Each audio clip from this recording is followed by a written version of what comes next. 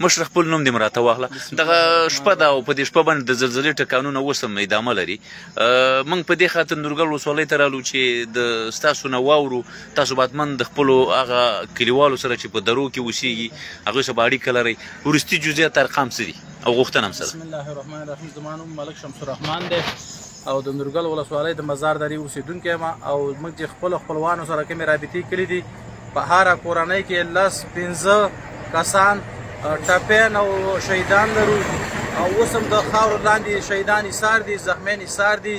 موږ د امارت اسلامي د مشرتابه نه ټولو د افغانستان د ملت نه دا غوښتنه لرو او د امارت اسلامي د مشرتابه نه دا هلیکاپټر یې رانشي زموږ زخمیان او مړي انتقال نه کړي. بله لار نشته، سړکونه باندې غرونه راولیدلي دي، سړکونه بند دي او زموږ غږ دی ټول دغه مشرتابه ته ورسیږي چې موږ ته هلیکاپټر انتقال شي او زموږ زخمیان او مړي دغه انتقال خاورو لاندې ایثار دي.